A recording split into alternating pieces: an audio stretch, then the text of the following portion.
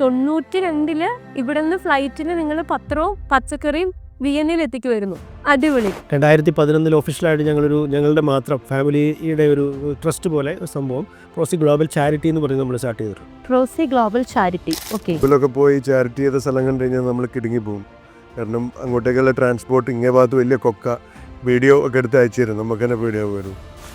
Items എന്ന് പറഞ്ഞാൽ Asia, Africa, Latin America ഈ രാജ്യങ്ങളിൽ നിന്നുള്ള ഭക്ഷ്യ ഉൽപ്പന്നങ്ങളാണ്. 1200 സ്ക്വയർ ഫീറ്റിൽ തുടങ്ങിയിട്ട് അതേ സ്ഥലത്തിൽ നമ്മൾ 7000 സ്ക്വയർ ഫീറ്റിലേക്ക് ഡെവലപ്പ് ചെയ്തു. അതിനേക്കാളെല്ലാം ഉപരി ഈ പൈസ ബിസിനസ് അതിനേക്കാളെല്ലാം ഉപരിയായിട്ട് ഞങ്ങളിങ്ങനെ ഒരു കുടുംബം ഒന്നിച്ച് നിൽക്കുന്നത് ആണ് അതിനേക്കാളെല്ലാം വലിയ എന്താ പറയുക ലാഭമായിട്ട് എനിക്ക് തോന്നുന്നു.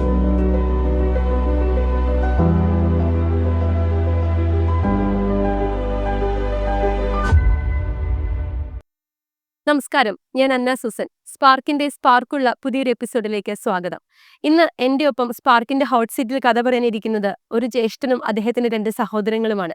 35 വർഷങ്ങൾക്ക് മുന്നേ മലബാറിൽ നിന്നും വിയന്നയിലേക്ക് പോയി അവിടെ ബിസിനസ് ചെയ്ത്, അവിടെ ഒരു സ്റ്റുഡൻ്റ് ആയിട്ട് പോയിട്ട് അവിടെ ബിസിനസ് ചെയ്ത് ഡെവലപ്പായി വന്ന പ്രിൻസ് ഏട്ടനും അദ്ദേഹത്തിന്റെ 2 സഹോദരങ്ങളും. സ്വാഗതം സ്പാർക്കിന്റെ ഈ ഒരു എപ്പിസോഡിലേക്ക്. നമസ്കാരം. വളരെയധികം സന്തോഷമുണ്ട് പ്രിൻസ് ഏട്ടാ. കാരണം നമ്മൾ ഒരുപാട് ഫോണിലൂടെ സംസാരിച്ചിട്ടുണ്ട്, ഒരുപാട് വിശേഷങ്ങൾ പങ്കുവച്ചിട്ടുണ്ട്, ഒരുപാട് ഫോട്ടോസും വീഡിയോസും വിയന്നയിൽ നമ്മൾ ചെയ്യുന്ന ഒരുപാട് ആക്ടിവിറ്റീസ് ഫോണിലൂടെ നമ്മൾ സംസാരിച്ചിട്ടുണ്ട്.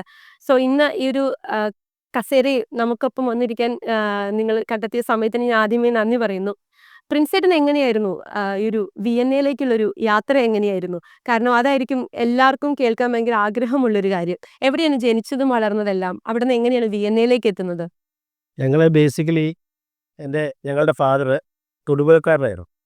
അദ്ദേഹം 1967 മലപ്പുറം ജില്ലയിലെ കരുവാരകുണ്ട് എന്ന് പറഞ്ഞ സ്ഥലത്തെത്തി. അവിടെ ഒരു കർഷകൻ അല്ലെങ്കിൽ അത് കുറച്ച് റബ്ബറും കാര്യങ്ങളൊക്കെ ആയിട്ട് അങ്ങനെ പോയിക്കൊണ്ടിരുന്നു. ഞങ്ങളെ പഠിപ്പിച്ചു. അദ്ദേഹം ഞങ്ങൾക്ക് ചെയ്ത ഏറ്റവും വലിയ കാര്യം എന്ന് പറയുന്നത് ഞങ്ങളെ വിദ്യാഭ്യാസം. ഞങ്ങൾ 7 മക്കളായിരുന്നു. ഏറ്റവും മൂത്ത ആൾ ഞാൻ, ഏറ്റവും ഇളയാള്. അപ്പം ഈ കരുവാരകുണ്ട് എന്ന് പറയുന്നത് ഒരു മലയോര പ്രദേശമാണ്. അപ്പോൾ അവിടെ ഒരു എന്താ പറയുക മറ്റുള്ള സാധ്യതകൾ കുറവാണ്, കൃഷി മാത്രമേ ഉള്ളൂ കാര്യമായിട്ട്. അങ്ങനെ ഈ ഓരോ സ്റ്റെപ്പായിട്ട് നമ്മളിപ്പോൾ പ്രീ ഡിഗ്രി, അത് കഴിഞ്ഞ് ഡിഗ്രി, പിന്നെ PG അങ്ങനെ മീൻസ് പഠിത്തം. ഇപ്പോൾ ഓരോ പ്രാവശ്യം ഇത് കഴിയുമ്പോൾ മൂത്ത മകൻ എന്നുള്ള നിലയ്ക്ക് ഞാൻ പറയും ഞാൻ നിർത്തുകയാണ്. കാരണം വെച്ചാൽ വീട്ടിലെ കാര്യങ്ങളും കൃഷിയൊക്കെ നോക്കണ്ടേ. അപ്പോൾ ഫാദർ പറയുമല്ല നീ പിന്നെയും പഠിക്കാൻ പറയും. അങ്ങനെ ഓരോ പ്രാവശ്യവും അമ്മയ്ക്ക് ചെറിയ താല്പര്യം ഉണ്ടായിരുന്നു നിർത്താനായിട്ട്. പക്ഷേ ഫാദർ പറയും അല്ല നീ തീർച്ചയായിട്ടും മുന്നോട്ട് പഠിക്കാൻ പോകണമെന്ന് പറഞ്ഞിട്ട് അങ്ങനെ ഞാൻ എൻ്റെ MCOM മഞ്ചേരി NSS കോളേജിലായിരുന്നു. അതിനുശേഷം പിന്നെ ഫർദർ CAക്ക് പോയി, ചാർട്ടേഡ് അക്കൗണ്ടൻസി പഠിക്കാനായിട്ട്. അത് പഠിക്കുന്നതിനിടയിലാണ് എനിക്ക് ബാലുശ്ശേരി എന്ന് പറയുന്ന വെക്കേഷണൽ ഹയർ സെക്കൻഡറി തുടങ്ങിയ സമയമായിരുന്നു. അവിടെ കൊമേഴ്സ് ലെക്ചറായിട്ട് ജോലി കിട്ടി. അപ്പോൾ ആ സമയത്തൊക്കെ എനിക്ക് പുറത്തു പോകണമെന്നുള്ള ഒരാഗ്രഹം ഉണ്ടായിരുന്നു. അതങ്ങനെയല്ല, ഈ ഗൾഫിലേക്കുള്ള അല്ല, ഒന്നെങ്കിൽ അമേരിക്ക, കാനഡ അല്ലെങ്കിൽ യൂറോപ്യൻ രാജ്യങ്ങളിൽ പോകണം, അവിടെ പോയി സെറ്റിൽ ചെയ്യണം എന്നുള്ള പണ്ട് മുതലേ ഒരു ആഗ്രഹം ഉണ്ടായിരുന്നു.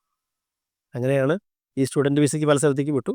അതിൽ ഈ പറയുന്ന വിയന്നയിൽ അവിടുത്തെ യൂണിവേഴ്സിറ്റിയിൽ അഡ്മിഷൻ കിട്ടി. അങ്ങോട്ട് പോകാൻ പ്രത്യേകം വേറൊരു കാരണം കൂടെ ഉണ്ടായിരുന്നു. ഞങ്ങളുടെ കസിൻസ് ഉണ്ടായിരുന്നു. ഞങ്ങളുടെ ഒരു കസിൻ ജോണി ചേട്ടൻ എന്ന് പറയും, പുള്ളിയാണ് അന്ന് എന്നെ ഹെൽപ്പ് ചെയ്തത്, അവിടെ എത്താനായിട്ട് എന്നെ ഹെൽപ്പ് ചെയ്തത്. ഏത് വർഷമാണ് വിയന്നയിൽ? 1990 എത്തുന്നത്. എത്തിക്കഴിഞ്ഞിട്ട് പഠനമായിട്ട് മുന്നോട്ട് പോയോ? അതോ? ഞാൻ 2 വർഷക്കാലം യൂണിവേഴ്സിറ്റിയായിട്ട്, അന്ന് ഭാഷയാണ്, കാരണം ഇവിടുത്തെ പോലെ മീൻസ് ഇംഗ്ലീഷ് പോരാ, അവിടെ നമ്മൾ ജർമ്മൻ ലാംഗ്വേജാണ്. അപ്പം ആദ്യം കുറച്ച് നാൾ ഭാഷ പഠിച്ചു. പിന്നെ നമ്മളുടെ യൂണിവേഴ്സിറ്റി തലത്തിൽ കുറച്ച് നാൾ പഠിച്ച് അങ്ങനെ നിൽക്കുമ്പോഴാണ് എനിക്ക് അവിടെ ഒരു ടെമ്പററി ജോലി കിട്ടി. അത് ഒരു ഇതായിട്ടുള്ളതല്ല, അല്ലാത്തൊരു ജോലി കിട്ടി. ആ ജോലിയിലേക്ക് മാറിയപ്പോൾ എനിക്ക് വിസ മാറി കിട്ടി. അതേ സമയത്ത് അതെ. അപ്പം നമ്മൾ അവിടെ പോകുന്ന ആൾക്കാരും പഠിച്ച് ഇതാകുന്നതിനേക്കാളും കൂടുതൽ ഒരു അങ്ങനെയാണല്ലോ അത്. അപ്പോൾ എന്തായാലും ഭാഗ്യത്തിന് 2 വർഷം കൊണ്ട് എനിക്കത് കിട്ടി. പിന്നെ എനിക്ക് തോന്നുന്നു ആ സമയത്ത് തന്നെ വേറൊരു ആൾ ചെറുതായിട്ട് തുടങ്ങിയ ഒരു ബിസിനസ്. അന്നത്തെ കാലത്ത് അവിടെ ഇന്ത്യൻ ഷോപ്പുകൾ ഉണ്ടായിരുന്നില്ല. അപ്പം ആ ഒരു ഫീൽഡിലേക്ക് ഞാൻ അദ്ദേഹത്തിൻ്റെ കൂടെ കൂടി ചെറുതായിട്ട് തുടങ്ങിയ ഒരു ചെറിയ പ്രസ്ഥാനം. അതിൽ നമ്മൾ ബേസിക്കലി അന്ന് ചെയ്തുകൊണ്ടിരുന്നതെന്ന് വെച്ച് കഴിഞ്ഞാൽ, നമ്മൾ അന്നത്തെ കാലത്ത് ഇൻ്റർനെറ്റൊക്കെ ഇല്ലാത്തൊരു കാലമല്ലേ, 1990 അപ്പം ന്യൂസ് പേപ്പേഴ്സ് നമ്മൾ കേരളത്തിൽ നിന്നുള്ളത് മാത്രമല്ല ബോംബെയിൽ നിന്നായിരുന്നു വന്നുകൊണ്ടിരുന്നത്.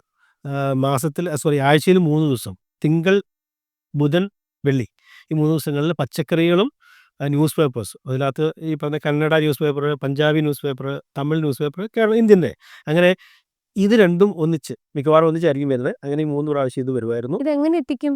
അത് ഫ്ലൈറ്റിലായിരുന്നു. ഫ്ലൈറ്റിലെത്തി. അതായത് 92 ഇവിടെ നിന്ന് ഫ്ലൈറ്റിന് നിങ്ങൾ പത്രവും പച്ചക്കറിയും വിയന്നയിൽ എത്തിക്കുമായിരുന്നു.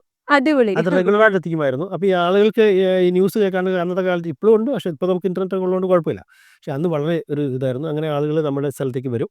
അപ്പോൾ സ്വാഭാവികമായിട്ടും മറ്റ് പച്ചക്കറികളും പിന്നെ മസാല ഐറ്റംസൊക്കെ. പക്ഷേ ഞാൻ പറഞ്ഞ ഒരു അത്ര വലിയൊരു സംഭവമൊന്നുമല്ല, ചെറുതായിട്ട് നമ്മൾ തുടങ്ങിയ ഒരു പ്രസ്ഥാനം. കച്ചവടക്കാരനായി. അല്ല, കച്ചവടക്കാരെന്ന് പറഞ്ഞാൽ നമുക്ക് കുടുംബപരമായിട്ട് അങ്ങനെ കച്ചവട പാരമ്പര്യങ്ങളൊന്നുമില്ല. പക്ഷേ അവിടെ ഒരു സാഹചര്യത്തിൽ അങ്ങനെ വന്നു. പക്ഷേ എന്തോ അത് കഴിഞ്ഞ് നമ്മളങ്ങനെ പിന്നെ അടുത്ത് നമ്മൾ പാർട്ട്നേഴ്സ് കൂടിയിട്ട് ഒരു റെസ്റ്റോറൻറ്റ് തുടങ്ങി, ഇന്ത്യൻ. പിന്നെ ഒരു ട്രാവൽ ഏജൻസി തുടങ്ങി. അങ്ങനെ ബിസിനസ് ഫീൽഡിലേക്ക് മാറി. മാറി. അതാണ് സംഭവിച്ചത്. ഓക്കെ. സിജി ചേട്ടനിലേക്ക് വരുവാണെങ്കിൽ സിജി ചേട്ടൻ എന്നാണ് പ്രിൻസ് ചേട്ടന്റെ പാത പിന്തുടർന്ന് വിയന്നയിൽ എത്തുന്നത്? ചേട്ടൻ എന്നോട് പറഞ്ഞു 1992 നീ ഇങ്ങോട്ട് പോരെ, ഇവിടെ സാധ്യതകളുണ്ട്. അങ്ങനെ അപ്പോൾ ഞാനൊരു സ്റ്റുഡൻറ്റ് വിസയിലാണ് അവിടെ എത്തിയത്. അപ്പോൾ പാർട്ട് ടൈമായിട്ട് ഞാൻ പഠിക്കും, പിന്നെ ചേട്ടനെ സഹായിക്കും, പാർട്ട് ടൈമായിട്ട് ഷോപ്പിൽ വർക്ക് ചെയ്യും. ഷോപ്പിൽ വർക്ക് ചെയ്യും. അങ്ങനെ അവിടെ സെറ്റായി. അങ്ങനെ അവിടെ സെറ്റായി. അത് കഴിഞ്ഞിട്ട് നമ്മുടെ ഒരു ചരിത്രം പിന്നെ അവിടുന്ന് മാറുകയാണല്ലേ. എത്രയിലാണ് പ്രോസി എന്ന് പറയുന്ന സ്ഥാപനത്തിന് തുടക്കം കുറിക്കുന്നത്? അതായത് 1999, അതായത് ഇപ്പം 25 വർഷമായി. കഴിഞ്ഞ 25 വർഷമായിട്ട് അത് ഞങ്ങളെ സംബന്ധിച്ച് നമുക്ക് വളരെ അഭിമാനമുണ്ട്. എന്ന് വെച്ച് കഴിഞ്ഞാൽ 25 വർഷമായിട്ട് ഒരേ പേരിൽ അല്ല ഒരേ സ്ഥലത്ത് വേറെ വലിയ കുഴപ്പങ്ങളൊന്നുമില്ല. ഞാൻ പറഞ്ഞു ചില ഇടയ്ക്കിടയ്ക്ക് അതൊക്കെ ഉണ്ടാകും, പക്ഷേ ഒരു വലിയ കുഴപ്പങ്ങളൊന്നും ഇല്ലാതെ നമ്മൾ 25 വർഷം പൂർത്തിയാക്കി. അപ്പോൾ അതിൻ്റെ ആ ഒരു ആഘോഷത്തിലാണ് ഞങ്ങളിപ്പോൾ. ഓക്കെ, അടിപൊളി. അപ്പം 98 പ്രോസി എന്ന് പറയുന്നത് 99 പ്രോസി സ്റ്റാർട്ട് ചെയ്യാണ് സൂപ്പർ മാർക്കറ്റ് ആയിട്ട്. അപ്പോഴാണ് സിറോഷ് ചേട്ടന്റെ എൻട്രി. അതെ, അതിനിടയ്ക്ക് രണ്ടുപേരും വന്നായിരുന്നു കേട്ടോ. എൻ്റെ വൈഫ് 1991 വന്നിരുന്നു. പിന്നെ പെങ്ങള് ബെറ്റി, അവർ വന്നിരുന്നു ഇടയ്ക്ക്. അതിനുശേഷമാണ് സിറോഷാർക്ക്. നിങ്ങൾ 4 പേര് വിയന്നയിൽ സെറ്റിലായി ആ സമയത്ത്. അത് കഴിഞ്ഞ് 5ാമത്തെ ആളാണ്. 5ാമത്തെ ആൾ. എന്തായിരുന്നു പ്രോസി എന്ന് പറയുന്ന പ്രസ്ഥാനത്തിൽ നിന്ന് നമ്മൾ അടുത്ത 99 എന്തായിരുന്നു സ്റ്റാർട്ട് ചെയ്തത്? 1999 ഒക്ടോബർ 28 പ്രോസസ് സ്റ്റാർട്ട് ചെയ്യുന്നത്. ഞാൻ വരുന്ന 2000 ഫെബ്രുവരി 28. അപ്പോൾ ഇപ്പോൾ 25 വർഷമാവും. അപ്പോൾ ഞാൻ വരുന്ന സമയത്ത് ചേട്ടന്മാർ ഓൾറെഡി ഇത് സ്റ്റാർട്ട് ചെയ്തു. എന്താ പറയുക, ഒരു എക്സോട്ടിക് സൂപ്പർ മാർക്കറ്റ് സ്റ്റാർട്ട് ചെയ്തു. Exotic super market. Yes. Okay. അപ്പം അവിടെ വേറെ എനിക്ക് തോന്നുന്ന യൂറോപ്പിലെ തന്നെ ആദ്യത്തെ ഒരു എക്സോട്ടിക് സൂപ്പർ മാർക്കറ്റ് ആണെന്നാണ്. കാരണം എന്താണ് ഈ എക്സോട്ടിക് എന്ന് ഉദ്ദേശിക്കുന്നത്?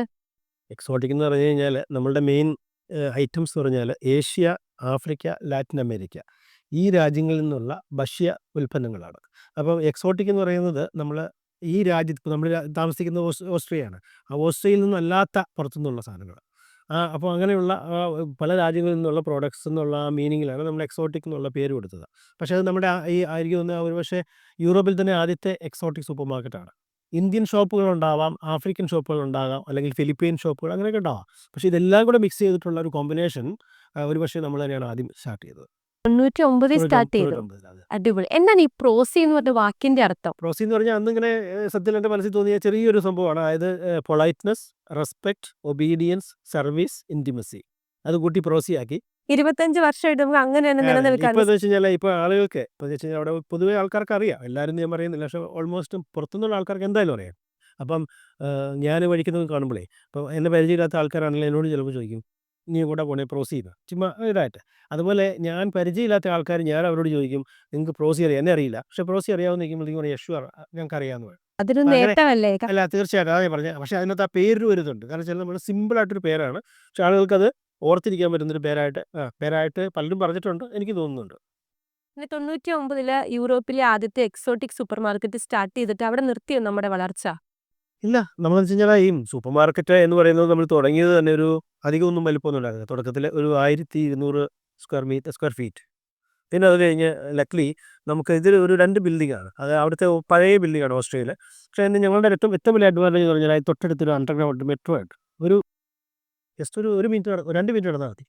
അത് വലിയൊരു അനുഗ്രഹമായി. അത് തന്നെയല്ല, ഞങ്ങൾക്ക് ഈ ഒരു ഇത് കഴിഞ്ഞ് തൊട്ടടുത്ത് ഒരു സൈഡിലേക്ക് ഒരു 3 പ്രാവശ്യം എക്സ്റ്റെൻഡ് ചെയ്യാനുള്ളൊരു സാഹചര്യം കിട്ടി. അതുപോലെ മറ്റേ സൈഡിലേക്ക് ഒരു 2 പ്രാവശ്യം. അങ്ങനെ ഇപ്പോൾ നമുക്ക് ആ ഒരു ബ്ലോക്ക് എന്ന് പറയുന്നത് കൊണ്ട് ഏതാണ്ട് ഒരു 7000 സ്ക്വയർ ഫീറ്റ്. ഫീറ്റുള്ള 1200 സ്ക്വയർ ഫീറ്റിൽ തുടങ്ങിയിട്ട് അതേ സ്ഥലത്തിന് നമ്മൾ 7000 സ്ക്വയർ ഫീറ്റിലേക്ക് ഡെവലപ്പ്. സെയിം പ്ലേസിൽ. അതാണ് നമ്മുടെ ഒരു വലിയ. ഓക്കെ. പിന്നെ അവിടുന്ന് സൂപ്പർ മാർക്കറ്റിൽ നിന്ന് നമ്മൾ വീണ്ടും പുതിയൊരു വിങ്ങിലേക്ക് മാറുകയാണ്. എന്തായിരുന്നു ആ ഒരു മാറ്റം? കോസ്മെറ്റിക് ഐറ്റംസ് കസ്റ്റമേഴ്സിന് ആവശ്യമുണ്ടെന്ന് മനസ്സിലാക്കി. അപ്പോൾ കസ്റ്റമേഴ്സ് ചോദിക്കാൻ തുടങ്ങി. അങ്ങനെ നമ്മളൊരു വിങ് കോസ്മെറ്റിക് ആയിട്ട് നമ്മൾ സ്റ്റാർട്ട് ചെയ്തു. കോസ്മെറ്റിക്കിന് മാത്രമായിട്ട് മാത്രമല്ല cosmetic and Ayurveda okay. Products. അങ്ങനെ നമ്മൾ അവിടെ തുടങ്ങി. അത് നന്നായിട്ട് പോകുന്നത് കാരണം ഈ എലൈറ്റ് പെർഫിനുള്ളിൽ തന്നെയാണ് തുടങ്ങിയത്. അതിലായിരുന്നു തുടങ്ങിയത്. ചെറുതായിട്ട് തുടങ്ങി. അപ്പോൾ അതിന് കൂടുതൽ താല്പര്യം ആൾക്കാർ കാണിക്കാൻ തുടങ്ങി. ഇപ്പോൾ നമ്മളത് എക്സ്പാൻഡ് ചെയ്യണം എന്നുള്ളൊരു കാഴ്ചപ്പാട് വന്നു. അപ്പോൾ നമുക്ക് മുമ്പിൽ തന്നെ അതിൻ്റെ ഓപ്പോസിറ്റ് ആയിട്ട് നമുക്ക് ഒരു വെയർ ഹൗസ് ഉണ്ടായിരുന്നു. അവിടെ നമ്മൾ പുതിയതായിട്ട് ഓപ്പോസിറ്റ് സ്റ്റാർട്ട് ചെയ്തു. കോസ്മെറ്റിക് സ്റ്റാർട്ട് ചെയ്തു. അങ്ങനെ സൂപ്പർ മാർക്കറ്റായി, കോസ്മെറ്റിക്കിന്റെ ഷോപ്പായി. പിന്നെ അടുത്തത് എന്തായിരുന്നു? അതിലെ കോസ്മെറ്റിക്കിൽ ഏറ്റവും കൂടുതൽ നമ്മൾ വിൽക്കുന്നത് പറഞ്ഞാൽ വിശ്വസിക്കുന്നത് എനിക്കറിയില്ല, നമ്മളുടെ റിയൽ ഹെയർ ഇല്ലേ, ഹ്യൂമൻ ഹെയർ, വിക്സ്, അങ്ങനെ സാധനങ്ങളാണ്. അയ്യോ അടിപൊളി. അത് നമ്മൾ ഇന്ത്യയിൽ നിന്ന് ആയതേയും ഇങ്ങനെ ചെന്നൈ ഭാഗത്ത് നിന്ന് കൊണ്ടുപോകുന്ന റിയൽ ഹെയർ ഇല്ലേ, നമ്മൾ തിരുപ്പതിയിലൊക്കെ ഉള്ളതെന്ന് എനിക്ക് തോന്നുന്നു. അത് നമ്മൾ പ്രോസസ്സ് ചെയ്തിട്ട് അവിടെ വിൽക്കുന്നത് അത്യാവശ്യം നല്ല വിലയ്ക്കാണ് വിൽക്കുന്നത്. അപ്പോൾ ഞാൻ പറഞ്ഞു വെച്ചാൽ ഈ കോസ്മെറ്റിക് ഷോപ്പ് എന്ന് പറയുന്നത് ക്രീം മറ്റുള്ളതിനേക്കാളൊക്കെ കൂടുതൽ ഈ ഹെയർ ഐറ്റംസ് ആണ് ഏറ്റവും കൂടുതൽ നമ്മളവിടെ വിൽക്കുന്നത്. ഓ അടിപൊളി. അവിടെ നിന്ന് പിന്നെ അടുത്ത വളർച്ച എന്തായിരുന്നു? അടുത്ത വളർച്ച എന്ന് പറയുന്നത് നമ്മൾ പിന്നീട് ഇങ്ങനെ ഒരു കോസ്മെറ്റിക്കിൻ്റെ ഭാഗം ഒഴിഞ്ഞു കിടന്നപ്പോൾ നമുക്കങ്ങനെ ഏതായാലും നമ്മളെല്ലാം ഇന്ത്യൻ ഫുഡ് കഴിക്കുന്ന ആൾക്കാരാണ്. പ്രത്യേകിച്ച് സൗത്ത് ഇന്ത്യൻ ഫുഡ് നമ്മുടെ ആ ഭക്ഷണം. അപ്പോൾ അതിന് വേണ്ടിയിട്ട് നമ്മൾ ആലോചിച്ചപ്പോൾ നമ്മുടെ തന്നെ ഒരു ചെറിയൊരു സൗത്ത് ഇന്ത്യൻ ഒരു ചായക്കട പോലെ, ഒരു തട്ടുകട പോലെ ഒരു സംഭവം, ഒരു 8 സീറ്റിൻ്റെ ഒരു സാധനം സെറ്റ് ചെയ്തു. അപ്പോൾ അവിടെ നമ്മുടെ ഒരാളെ വെച്ചിട്ട് പതുക്കെ ഭക്ഷണം, മസാല ദോശ, അങ്ങനെയുള്ള ചെറിയ ചെറിയ കാര്യങ്ങൾ ഉണ്ടാക്കാൻ തുടങ്ങി. വിയന്നയിലേക്ക് നമ്മൾ മസാല ദോശയും ചായയും അവിടെ എത്തിച്ചു. അതിനു മുമ്പും നോർത്ത് ഇന്ത്യൻ റെസ്റ്റോറൻറ്റ്സ് ഉണ്ടായിരുന്നു, പക്ഷേ ടിപ്പിക്കലായിട്ടുള്ള ഒരു സൗത്ത് ഇന്ത്യൻ റെസ്റ്റോറൻറ്റ് അവിടെ ഉണ്ടായിട്ടില്ല. അപ്പോൾ അതുകൊണ്ട് ഒരു 8 സീറ്റിൻ്റെ ആ റെസ്റ്റോറൻറ്റിൽ ആൾക്കാർ കൂടുതലായിട്ട് വന്നു തുടങ്ങി.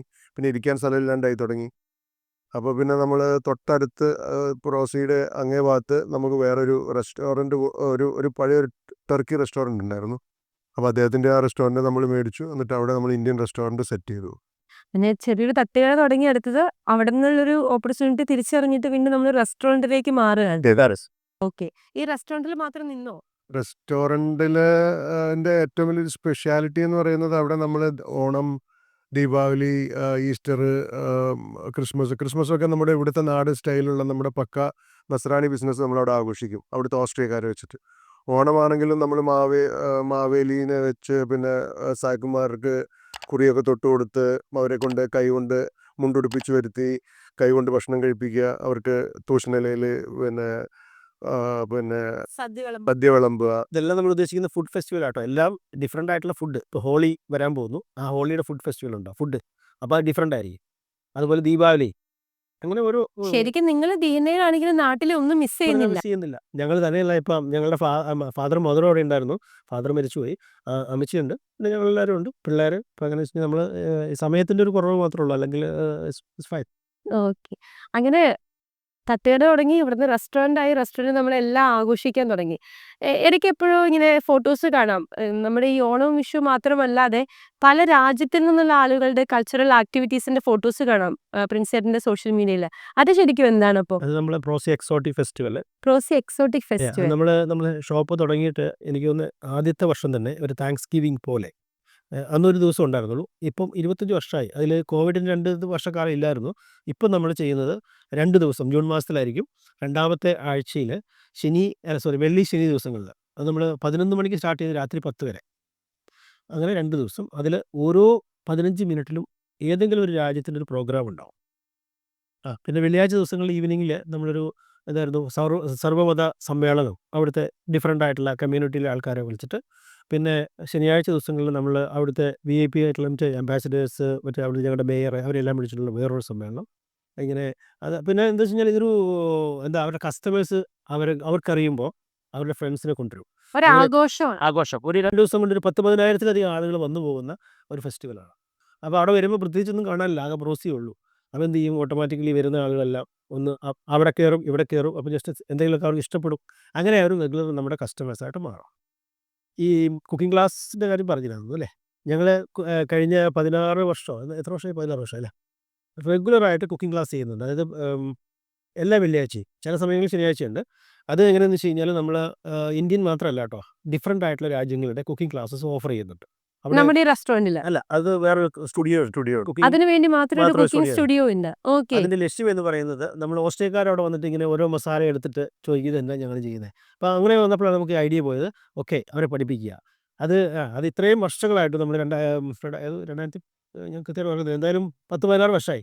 ഈ 16 വർഷമായിട്ട് നമ്മളിത് റെഗുലറായിട്ട് ചെയ്തുകൊണ്ട് പോകുന്നു. നല്ലൊരു വിജയമാണ്.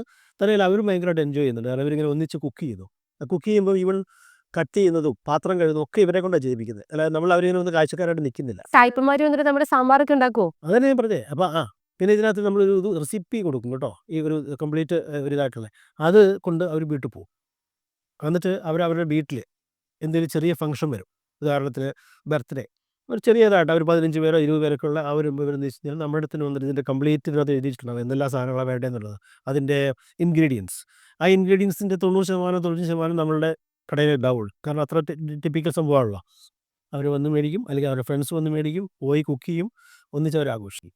അങ്ങനെ തുടക്കത്തിൽ ഒരു 10% ഉണ്ടായിരുന്ന നമ്മളുടെ ഓസ്ട്രിയൻ കസ്റ്റമേഴ്സിന് ഇന്നതൊരു 30-35% ആക്കാനായിട്ട് ഈ പറയുന്ന ഫെസ്റ്റിവലും ഈ പറയുന്ന കുക്കിംഗ് ക്ലാസ്സും സഹായിച്ചെന്നുള്ളതാണ് സത്യം. എനിക്ക് ഒരു എന്താ പറയുക, എത്രയും പെട്ടെന്ന് വിയന്നയിൽ എത്തണം. കാരണം നിങ്ങൾ ഉണ്ടാക്കി വെച്ചിരിക്കുന്ന ഒരു സാമ്രാജ്യം ഒന്ന് കാണണമല്ലോ. ഇത്രയും ആക്ടിവിറ്റീസ് ചെയ്യുന്ന എനിക്ക് തോന്നുന്നു വേറെ ആരും ഉണ്ടാവില്ലല്ലോ. ഇല്ല, നമ്മുടെ ഇവിടുന്ന് ഒത്തിരി ആളുകൾ വരാറുണ്ടല്ലോ. അപ്പം ഇവിടുത്തെ മെയിനായിട്ടുള്ള ആൾക്കാർ, പൊളിറ്റീഷ്യൻസ് ആണെങ്കിലും മറ്റു ആൾക്കാരൊക്കെ മറ്റ് ഡിഫറെൻറ്റ് ഫീൽഡിൽ ബിസിനസ്സുകാരൊക്കെ വരുമ്പം ഡയറക്റ്റ്ലി ഇൻഡയറക്റ്റ്ലി നമ്മുടെ അടുത്ത് വരും. അപ്പോൾ അവരും ഭയങ്കര ഹാപ്പിയാണ്. കാരണം നല്ല ഫുഡ് കിട്ടും, നമ്മുടെ നാടൻ ഫുഡ് കിട്ടും. അങ്ങനെ പിന്നെ ഒരു സന്തോഷമല്ലേ, നമ്മുടെ നാട്ടിൽ നിന്ന് ഒരാൾ പോയി ഫാമിലി മുഴുവൻ അവിടെ ഒരു ബിസിനസ് ചെയ്ത്, ഒരു ബിസിനസ് ചെയ്യാൻ മാത്രമല്ല, നിങ്ങൾ അവിടെ നിങ്ങളുടേതായ ഒരു ഐഡന്റിറ്റി ക്രിയേറ്റ് ചെയ്തേക്കുവാണല്ലോ. അത് അടിപൊളി. കേൾക്കുമ്പോൾ തന്നെ നമുക്കും ഒന്ന് എക്സ്പീരിയൻസ് ചെയ്യാനൊരു ഇൻട്രസ്റ്റ് തോന്നും. ഇവിടെ നിന്ന് ഈ ഒരു ഇത്രയും ഗ്രോത്ത് പ്രോസിക്ക് ഉണ്ടാകുമെന്ന് എന്നെങ്കിലും നിങ്ങൾ എക്സ്പെക്ട് ചെയ്തിട്ടുണ്ടോ? സത്യത്തിൽ ഇത്രയും പ്രോഡക്ട്സ് കണ്ടുപിടിക്കുക എന്ന് പറയുന്നത് അത്ര എളുപ്പമായിരുന്നില്ല. അതിന് കാരണം വെച്ചാൽ ഈ കസ്റ്റമേഴ്സ് വന്നിട്ട് പറയും. ഇപ്പം എനിക്ക് മനസ്സിലായെന്ന് വെച്ചാൽ നമ്മൾ ലോകത്തിലെ ഏത് രാജ്യത്തു നിന്നുള്ള ഒരാൾ വന്നാലും അവരുടെ രാജ്യത്തിൻ്റെ ഒരു പ്രൊഡക്റ്റെങ്കിലും നമ്മുടെ അടുത്ത് ഉണ്ടാവും എന്നുള്ളതാണ് ഒരു ചെറിയ സങ്കല്പം കേട്ടോ. എന്ന് വെച്ചാൽ പ്രത്യേകിച്ച് ആഫ്രിക്കൻ രാജ്യങ്ങൾ, ലാറ്റിൻ അമേരിക്കൻ രാജ്യങ്ങൾ, അവിടെ നിന്നുള്ള ആൾക്കാർ. അപ്പം ഈ വരുന്ന ആളുകൾ പൊതുവെ ഹാപ്പിയാണ്. അവരുടെ സ്വന്തം നാട്ടിലേക്ക് പോകുന്ന, അല്ലെങ്കിൽ സ്വന്തം വീട്ടിലേക്ക് പോകുന്ന ഒരു അവസ്ഥയാണ്. അതുകൊണ്ട് തന്നെ ഞങ്ങൾ ഇട്ടിരിക്കുന്ന ഒരു ഇതുണ്ടല്ലോ, നമ്മൾ ഫീൽ അറ്റ് ഹോം അല്ല, നമ്മൾ കൃത്യമായിട്ട് ഒരു ഇട്ടിട്ടുണ്ടാണ് home away from home. Home away from home. Yes, അടിപൊളി. അത് നൈസ് ആയിട്ടുണ്ട്. അതാണ് നിങ്ങളുടെ ഇപ്പൊ മോട്ടോ. അതാണ് നമ്മുടെ മോട്ടോ. അടിപൊളി. ഇപ്പം ഏതൊരു ബിസിനസ്സിലേക്ക്, ഇപ്പം നിങ്ങൾ ഫാമിലി ബിസിനസ് ആണ്. ഈ ഫാമിലി ബിസിനസ് എന്ന് പറഞ്ഞാൽ കൊണ്ടു നടക്കാൻ ഭയങ്കര പാടുള്ളൊരു കാര്യമാണ്. ഒരുപാട് ഫാമിലി ബിസിനസ് റൺ ചെയ്യുന്ന ആളുകൾ പറഞ്ഞു തന്നിട്ടുണ്ട്. നമ്മുടെ ഒരു ഫാമിലിയിലേക്ക് വരുമ്പോൾ നിങ്ങൾക്ക് പാർട്ട്നേഴ്സ് ഉണ്ട്. എന്നുവെച്ചാൽ ലൈഫ് പാർട്ട്നേഴ്സ് നിങ്ങളുടെ ബിസിനസ് ഇൻവോൾവ്ഡ് ആണ്. നിങ്ങളുടെ പെങ്ങളും ഫാമിലി ഇൻവോൾവ്ഡ് ആണ്, ബെറ്റി ചേച്ചി. അപ്പം ഇതെങ്ങനെയാണ് ഒന്ന് മാനേജ് ചെയ്ത് കൊണ്ടുപോകുന്നത്? അല്ല, അതിപ്പം ചില സമയങ്ങളിലൊക്കെ നമ്മൾ ഇച്ചിരി സ്ട്രോങ് ആയിരിക്കും. അതിൻ്റെ ഒരു ചിലപ്പോൾ കേട്ടോ. എനിവേ എന്തായാലും കൊള്ളാം. നമ്മളിപ്പം ഈ ഞങ്ങൾ ഫാമിലിയിൽ നിന്ന് ഞങ്ങൾ 4 പ്ലസ് പാർട്ട്നേഴ്സ് 8 പേര് പ്ലസ് 2 പിള്ളേർ. എൻ്റെ മൂത്ത മകള് ഗ്രേഷ്മ പഠിത്തം എല്ലാം കഴിഞ്ഞ് ബിസിനസ്സിൽ ജോയിൻ ചെയ്തു. സിജിയുടെ മൂത്ത മകള് ഫുൾ ടൈം അല്ലെങ്കിലും അവളും ജോയിൻ ചെയ്തിട്ടുണ്ട്. പിന്നെ ഇനി അടുത്ത പിള്ളേരെ പഠിത്തം കഴിയുമ്പോൾ പതുക്കെ ജോയിൻ ചെയ്യും. അപ്പം നമ്മളെ ഒരു ലക്ഷ്യം എന്ന് പറഞ്ഞാൽ നമ്മൾ സ്റ്റെപ്പ് ബൈ സ്റ്റെപ്പായിട്ട് നമ്മൾ കുറച്ച് റിട്ടയർ ആവുമല്ലോ. ആ സമയത്ത് ഈ പിള്ളേരൊക്കെ വന്നിട്ട് കുറച്ചും കൂടി ഇപ്പം നമുക്ക് ഇത്രയും ചെയ്യാൻ പറ്റിയെങ്കിൽ ഈ പിള്ളേർക്ക് അവിടുത്തെ വിദ്യാഭ്യാസമുണ്ട്, ലാംഗ്വേജ് ഉണ്ട്, പിന്നെ കുഴപ്പമില്ലാത്ത പൈസയുണ്ട്. ഇതൊക്കെ വെച്ച് നോക്കുമ്പോൾ നമ്മൾ ചെയ്തതിന് ഒരു 10 ഇരട്ടി ചെയ്യും എന്നുള്ള പ്രതീക്ഷയിലാണ് നമ്മളിരിക്കുന്നത്. അപ്പോൾ ഒരു 10 പ്രോസിയോ അല്ലെങ്കിൽ അതിനേക്കാളും കൂടുതൽ കാര്യങ്ങളൊക്കെ അവർക്ക് ചെയ്യാൻ പറ്റട്ടെ. സാധിക്കട്ടെ തന്നെ. റീസെന്റ് പുതിയൊരു ഔട്ട്ലെറ്റ് കൂടെ നമ്മൾ സ്റ്റാർട്ട് ചെയ്തല്ലേ? നമ്മുടെ സൂപ്പർ മാർക്കറ്റ് ഒരു ഷോപ്പിംഗ് മാളിനുള്ളിൽ സ്റ്റാർട്ട് ചെയ്തു. പിന്നെ നേരത്തെ സൂചിപ്പിച്ച നമ്മുടെ ഫാമിലിയുടെ കേസ് പറയുകയാണെങ്കിൽ ഞങ്ങളുടെ ഈ പൊതുവെ അവിടെയുള്ള ആൾക്കാരെല്ലാം കൂടുതലും അവിടെ വരുന്നത് നഴ്സിംഗ് ഫീൽഡിലാണ്. ഞങ്ങളുടെ ആൾക്കാരും അങ്ങനെ തന്നെയായിരുന്നു. ഇപ്പം ഞങ്ങളുടെ പെണ്ണുങ്ങളൊക്കെ എല്ലാവരും നഴ്സുമാരാണ്. പക്ഷേ അവരൊക്കെ അവിടെ ജോലി ചെയ്തിട്ടുണ്ട് കേട്ടോ. അത് കഴിഞ്ഞ് നമ്മൾ ഈ ബിസിനസ്സൊക്കെ പതുക്കെ പച്ച പിടിച്ച് വന്നപ്പം അവരെ നമ്മൾ ഇങ്ങോട്ട് ജോയിൻ ചെയ്ത്, അപ്പോൾ ഓരോരുത്തർക്കും ഓരോ ഇത് കൊടുത്തിട്ടുണ്ട്. ഫോർ എക്സാമ്പിൾ, എൻ്റെ വൈഫ്, പുള്ളിക്കാരിയുടെ മെയിൻ സംഭവം കോസ്മെറ്റിക്കിൻ്റെ, ഷിജി എന്നാണ് പുള്ളിക്കാരിയുടെ പേര്. സിജിയുടെ വൈഫ് ഷൈനി, പുള്ളിക്കാരിയാണ് റെസ്റ്റോറൻറ്റിൻ്റെ മെയിൻ ആൾ. റാണിയാണ് മറ്റേ രണ്ടാമത് സൂപ്പർ മാർക്കറ്റ്. ഇവർ രണ്ടുപേരും ഇപ്പോൾ അത് മാനേജ് ചെയ്യുന്നത്. പെങ്ങൾ ബെറ്റി അക്കൗണ്ട്സ് ചെയ്യുന്നു. പിന്നെ അപ്പൊ ഷാജി എല്ലാം ഭദ്രമാണ്. ഷാജി എന്ന് പറയുന്നത് പുള്ളി ഈ പറയുന്ന ആദ്യത്തെ സൂപ്പർ മാർക്കറ്റിൻ്റെ ഓൾ ഇൻ ഓൾ. അപ്പം എല്ലാവരെയും ഓരോ ഡ്യൂട്ടീസ് ഏൽപ്പിച്ചേക്കുന്നു. എല്ലാവർക്കും ഉത്തരവാദിത്തങ്ങളുണ്ട്. അത് നന്നായിട്ട് നിർവഹിക്കുക. ഇത് നിർവഹിച്ചില്ലെങ്കിൽ ചേട്ടൻ പ്രശ്നം ഉണ്ടാക്കുമോ? അത് ഞാൻ പ്രശ്നം ഉണ്ടാക്കാറുണ്ട്. അല്ല, ഉണ്ട്. ശരിക്കും ഞാൻ പറയാം, പ്രശ്നം വെച്ചാൽ അങ്ങനെ പ്രശ്നമല്ല. ഞാൻ പറഞ്ഞേ, നമുക്കൊരു എന്താ പറയുക, ഒരു ഗൗരവത്തിലുള്ളൊരു സ്നേഹം ഉണ്ടല്ലോ, അതൊക്കെ കാണിക്കാറുണ്ട്. അല്ലെങ്കിൽ പറ്റൂല. ഇപ്പോൾ മോളായിട്ടാണെങ്കിലും ചില സമയത്ത് നമ്മൾ വഴക്കൊക്കെ ഉണ്ടാക്കും. എന്ന് വെച്ചാൽ അവൾ മെയിനായിട്ട് അഡ്മിനിസ്ട്രേഷൻ കാര്യങ്ങളൊക്കെ ചെയ്യുന്നത്. അവൾ ലാംഗ്വേജ് ഉണ്ട് നമ്മളെക്കാളൊക്കെ. എനിക്ക് വെച്ചാൽ ഇംഗ്ലീഷ് ആൻഡ് ജർമ്മൻ വളരെ ഇമ്പോർട്ടൻ്റ് ആണ്. അപ്പോൾ അവരൊക്കെ അവിടെ പഠിച്ചതുകൊണ്ട് ഇപ്പോൾ നമ്മളുടെ കമ്മ്യൂണിക്കേഷൻസ് കാര്യങ്ങളൊക്കെ അവളാ ചെയ്യും ഇപ്പം നിലവിൽ. ഇനി പുതിയ പിള്ളേർ വരുമ്പോൾ കുറച്ചുകൂടെ കാര്യങ്ങൾ ചെയ്യാൻ പറ്റുമായിരിക്കും എന്ന് വിചാരിക്കുന്നു. അതെ, സാധിക്കട്ടെ.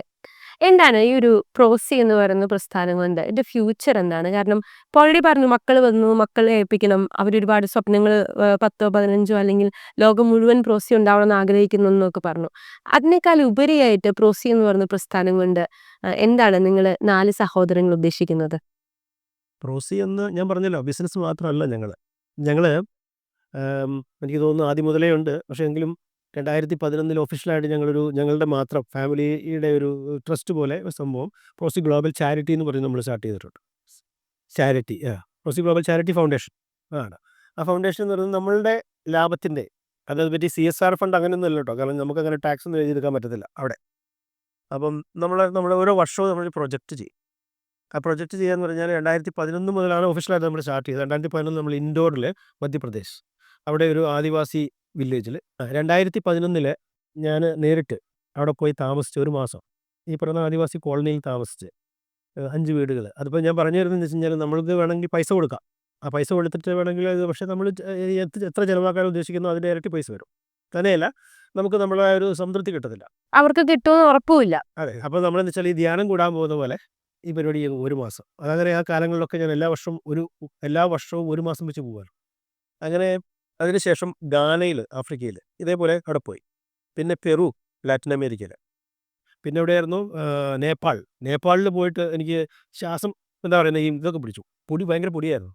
അപ്പോൾ ഈ ചെറിയ എന്താ പറയുക, ലങ്സിന് ചെറിയ അസുഖമൊക്കെ പിടിച്ചു അവിടെ ചെന്നിട്ട്. എല്ലാം ഈ റിമോട്ട് ഏരിയകളാണ്. ഏരിയയിലാണ്. നമ്മൾ ഒരിക്കലും ടൗണല്ല, ഇതെല്ലാം ഒരു റിമോട്ട് ഏരിയയും പൊടിയൊക്കെ ആയിട്ട് ഇങ്ങനെ കിടക്കുന്ന സ്ഥലങ്ങളാണ്. ബംഗ്ലാദേശ്. പെറുവിലൊക്കെ പോയി ചാരിറ്റി ചെയ്ത സ്ഥലം കണ്ടു കഴിഞ്ഞാൽ നമ്മൾ കിടുങ്ങി പോകും. കാരണം അങ്ങോട്ടേക്കുള്ള ട്രാൻസ്പോർട്ട് ഇങ്ങേ ഭാഗത്ത് വലിയ വീഡിയോ ഒക്കെ എടുത്ത് അയച്ചു തരും. നമുക്ക് തന്നെ പേടിയാവുമായിരുന്നു. അല്ല, ഞാനെന്ന് വെച്ച് കഴിഞ്ഞാൽ മിക്ക സ്ഥലങ്ങളിലൊക്കെ ഒറ്റയ്ക്കാണ് പോകുന്നത്. അപ്പോൾ അവിടെ ഒറ്റയ്ക്ക് പോയിട്ട് ഇത് ചെയ്യുമ്പം ഇപ്പം പ്രത്യേകിച്ച് പെറു എന്നൊക്കെ പറയാത്ത സേഫ് ആയിട്ടുള്ള സ്ഥലങ്ങളല്ല. അവിടെയൊക്കെ ഈ അച്ഛന്മാരൊക്കെ ഹെൽപ്പ് ചെയ്യാനുണ്ടായിരുന്നു കേട്ടോ. നമ്മളിത് ചെയ്യാൻ ഒക്കെ ഉണ്ടായിരുന്നു, സമയം അച്ഛന്മാരൊക്കെ ഉണ്ടായിരുന്നു. പിന്നെ പല സ്ഥലത്തും ഇപ്പോൾ ബംഗ്ലാദേശിൽ വേറെ ആൾക്കാരായിരുന്നു. നമ്മളൊരു സ്റ്റാഫ് തന്നെയായിരുന്നു, പുള്ളി ഹെൽപ്പ് ചെയ്തു. പിന്നെ അങ്ങനെ ഇപ്പം ഞാൻ പറഞ്ഞത് ഇത്രേ ഉള്ളൂ. ഇപ്പോൾ ലേറ്റസ്റ്റ് നമ്മൾ ചെയ്തത് നമ്മൾ ടോഗോ എന്ന് പറയുന്ന സ്ഥലത്ത് ഒരു സ്കൂൾ, ഒരു 3 വലിയ റൂംസ് ഉള്ള, അതായത് 300 കുട്ടികൾക്ക് പഠിക്കാൻ പറ്റുന്ന രീതിയിലുള്ള സ്കൂള് പണിത് കൊടുത്തു. ഈ വർഷം നമ്മൾ ചെയ്യാൻ ഉദ്ദേശിക്കുന്നത് സാംബിയ എന്ന് പറയുന്ന ഒരു ആഫ്രിക്കൻ രാജ്യമാണ്. അവിടെ ഒരു കിൻഡർ ഗാർട്ടൻ ചെയ്യാനാണ് പ്ലാൻ ചെയ്യുന്നത്. ചുരുക്കത്തിൽ നമ്മൾ ചെയ്യുന്നത് വെച്ചാൽ ഏഷ്യ, ആഫ്രിക്ക, ലാറ്റിൻ അമേരിക്ക ഇങ്ങനെ മാറി മാറി ഈ 3 സ്ഥലങ്ങളിൽ നിന്നുള്ള ആളുകളാണ് നമ്മളെ കൂടുതൽ നമ്മളുടെ എന്താ പറയുക കസ്റ്റമേഴ്സ്.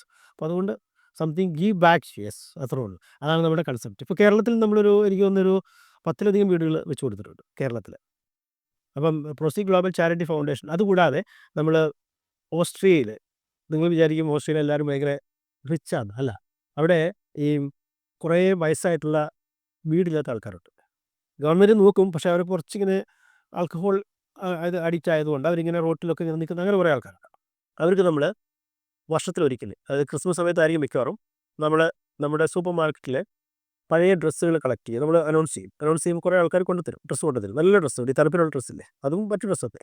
അത് കളക്ട് ചെയ്ത് നമ്മളെല്ലാം വൃത്തിയാക്കി സെറ്റ് ചെയ്ത് മടക്കി നമ്മളൊരു പ്രോഗ്രാം നടത്തും. അതൊരു ഹാളിലായിരിക്കും. ആ ഹാളിൽ നമ്മൾ ബിരിയാണി ചെയ്യും.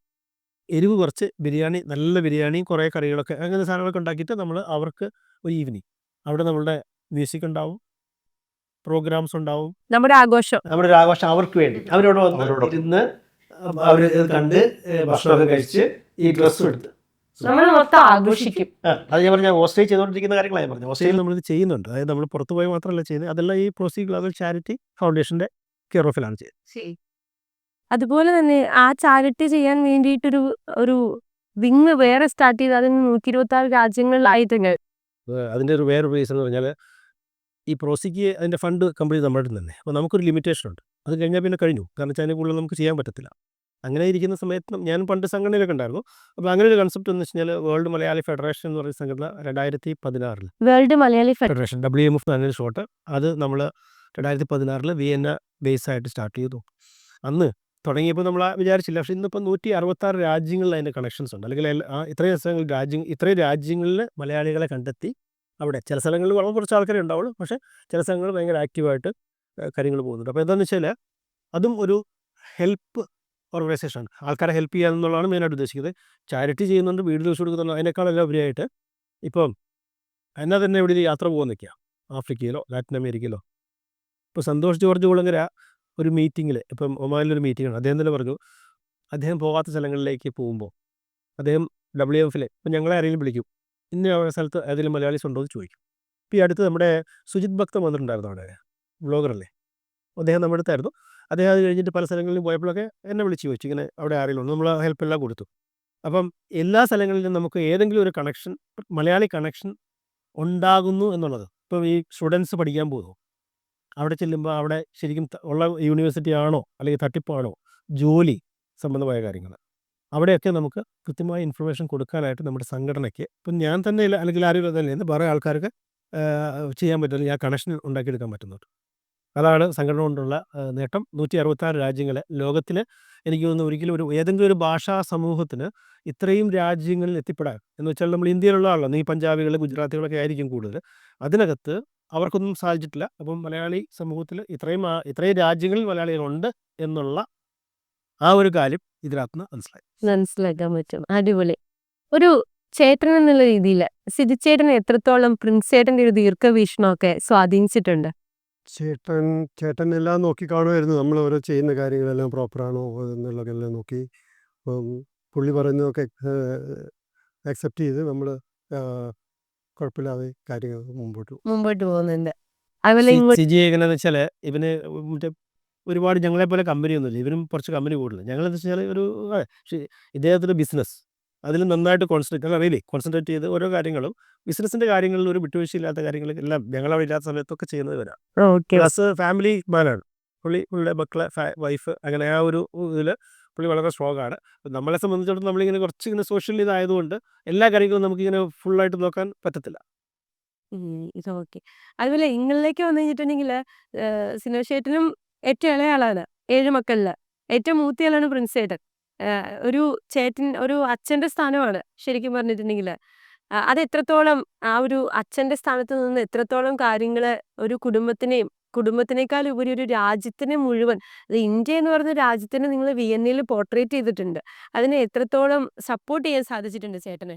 പുള്ളി അദ്ദേഹത്തിൻ്റെ ഏത് പ്രവൃത്തികൾക്കും നമ്മൾ കട്ട സപ്പോർട്ട് കൂടെ ഉണ്ടാവും. അതുപോലെ അത് തിരിച്ചു. അപ്പോൾ ഞങ്ങളിങ്ങനെ കുറച്ച് ഈ സംഘടന, രാഷ്ട്രീയം ഇങ്ങനെയുള്ള മേഖലകളായതുകൊണ്ട് ഞങ്ങളൊരു മ്യൂച്വൽ അണ്ടർസ്റ്റാൻഡിങ്ങിനാണ് പോവുകയാണ്. അദ്ദേഹത്തിൻ്റെ സപ്പോർട്ടോടുകൂടി, അദ്ദേഹം പിന്നെ ഫുൾ ടൈം ബിസിനസ്സിൽ കോൺസെൻട്രേറ്റ് ചെയ്യുന്നതുകൊണ്ട് ഞങ്ങൾക്ക് കുറേ സമയം ഇതിനായിട്ട് കിട്ടുന്നുണ്ട്. അതുകൊണ്ട് തന്നെ ഒത്തിരി ആളുകൾക്ക് സഹായങ്ങൾ ചെയ്യാൻ പറ്റുന്നുണ്ട്. പിന്നെ ഞാൻ നേരത്തെ സൂചിപ്പിച്ച മാതിരി ഇവിടെ നിന്നൊക്കെ വരുന്ന ഒരുപാട് ആളുകളെ നമ്മുടെ അടുത്ത് വരാറുണ്ട്. അപ്പം ആ സൗഹൃദവും ആ ഇതും ഞങ്ങൾക്കും വളരെ സന്തോഷമാണ്. ഇപ്പം ഇന്ന് ഫോർ എക്സാമ്പിൾ ഇന്ന് നമ്മുടെ തങ്ങളുടെ വീട്ടിൽ, നമ്മുടെ എന്തായിരുന്നു പാണക്കാട് തങ്ങളുടെ വീട്ടിൽ, അത് ഞങ്ങൾ അവിടെ പോയി ഉച്ചയ്ക്ക് വളരെ നല്ല രീതിയിൽ, എന്ന് വെച്ചാൽ അദ്ദേഹം 1-2 പ്രാവശ്യം വന്നിട്ടുണ്ട്. പക്ഷേ അദ്ദേഹം ഞങ്ങൾ ക്ഷണിച്ചു, ഞങ്ങളവിടെ പോയി അദ്ദേഹത്തിൻ്റെ മെയിൻ സ്ഥലത്ത് ഞങ്ങൾ പോയിരുന്ന്, നല്ല തിരക്കായിരുന്നേ, ഇന്ന് ചൊവ്വാഴ്ചയാണ്, അദ്ദേഹത്തിന് ഭയങ്കര തിരക്കുള്ള ഒരുപാട് ആളുകൾ പുറത്ത് നിൽക്കുന്നു. പക്ഷേ ഞങ്ങൾ ചെന്നപ്പോൾ അവിടെ കയറി ഭക്ഷണമൊക്കെ തന്ന് വളരെ നല്ല രീതിയിലാണ് ഞങ്ങൾ വിട്ടത്. പ്രിൻസ് ചേട്ടാ, 35 വർഷങ്ങൾക്ക് മുന്നേ പ്രിൻസ് ചേട്ടൻ ഇവിടെ നിന്ന് പോവുകയാണ്. പോയപ്പോൾ എന്തായിരുന്നു കയ്യിലുണ്ടായിരുന്ന തുക? അല്ല, അന്ന് ഞാൻ നേരത്തെ പറഞ്ഞെന്ന് തോന്നുന്നു, $100 ഫാദർ തന്നൊരു $100. ഞങ്ങളുടെ അവിടെ അന്ന് ഷില്ലിംഗ് ആയിരുന്നു ഓസ്ട്രേലിയയിൽ, ഇപ്പോൾ അത് മാറി യൂറോ ആയി. അപ്പോൾ ഈ $100 അദ്ദേഹം എവിടുന്നോ സംഘടിപ്പിച്ച് തന്നു. അതുകൊണ്ടാണ് നമ്മൾ ഇവിടുന്ന് പോയത്. ഇന്ന് നിങ്ങൾ 4 സഹോദരങ്ങൾ, 3 ബോയ്സും, അങ്ങനെ തന്നെ പറയാലോ, നിങ്ങളെല്ലാം പ്രിൻസ് ചേട്ടൻ നല്ല പവറാണ്. അപ്പോൾ 3 ബോയ്സും ഒരു സിസ്റ്ററും അല്ലേ, നിങ്ങൾ 4 പേരുടെ ചേർന്ന് ഉണ്ടാക്കിയെടുത്തിരിക്കുന്ന ഈ പ്രോസി എന്ന് പറഞ്ഞ സാമ്രാജ്യത്തിന് എത്ര ടേൺ ഓവർ ഉണ്ട്? 4 പേരല്ല, ശരിക്കും പറഞ്ഞാൽ 8 പേര്. ഫാമിലി. അപ്പോൾ ഈ കുഴപ്പമില്ല, ഞങ്ങൾ ചില ഏതാണ്ടൊരു, ഇപ്പം എനിക്ക് തോന്നുന്നു ഒരു ആവറേജ് ഒരു 100 കോടിയുടെ ഇത് ചെയ്യുന്നതാണ് എൻ്റെ ഒരു റഫ്ലി ഉള്ള ഒരു കാൽക്കുലേഷൻ. അതിനേക്കാളെല്ലാം ഉപരി ഈ പൈസ ബിസിനസ്, അതിനേക്കാളെല്ലാം ഉപരിയായിട്ട് ഞങ്ങളിങ്ങനെ ഒരു കുടുംബം ഒന്നിച്ച് നിൽക്കുന്നത് ആണ് അതിനേക്കാളെല്ലാം വലിയ എന്താ പറയുക ലാഭമായിട്ട് എനിക്ക് തോന്നുന്നു. അതിനേക്കാൾ ഉപരി അർഹരായ ഒരുപാട് പേർക്ക് അതിൽ നിന്ന് നല്ലൊരു സഹായം ചെയ്യാൻ നമുക്ക് സാധിക്കുന്നുണ്ട്. ഞങ്ങൾക്ക് ഒരുപാട് പേർക്ക് ജോലി കൊടുക്കാൻ പറ്റുന്നുണ്ട്. തന്നെയല്ല, ഒരുപാട് ദിവസം അങ്ങനെ അധികമല്ല, പക്ഷേ ഡിഫറൻ്റ് ആയിട്ട് രാജ്യക്കാരാണ് അവിടെ.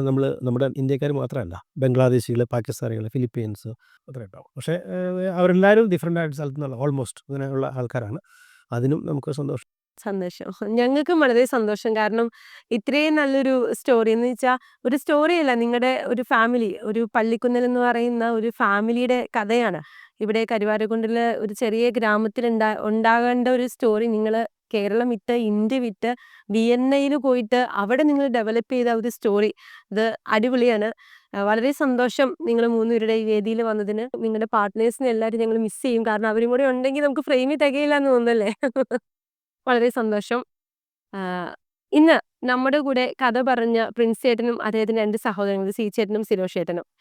വളരെ സ്നേഹത്തോടു കൂടി തന്നെ നമുക്ക് ഇവരുടെ സ്റ്റോറി നെഞ്ചിൽ ചേർത്ത് വെക്കാം. കാരണം നമ്മുടെ നാട്ടിൽ നിന്ന് എല്ലാവരും ജോലി അന്വേഷിച്ചു പോകുമ്പോൾ അതേ ജോലി അന്വേഷിച്ചു പോയി അവിടെ സ്വന്തമായൊരു ബിസിനസ് തുടങ്ങി ഇന്ന് ഒരുപാട് പേർക്ക് ജോലി കൊടുക്കുന്ന, ഒരുപാട് രാജ്യത്തിലുള്ളവർക്ക് ജോലി കൊടുക്കുന്ന, ഒരുപാട് സഹായങ്ങൾ ചെയ്യാൻ സാധിക്കുന്ന ഒരു ബ്രാൻഡായിട്ട് പ്രോസി വളർന്നിരിക്കുകയാണ്.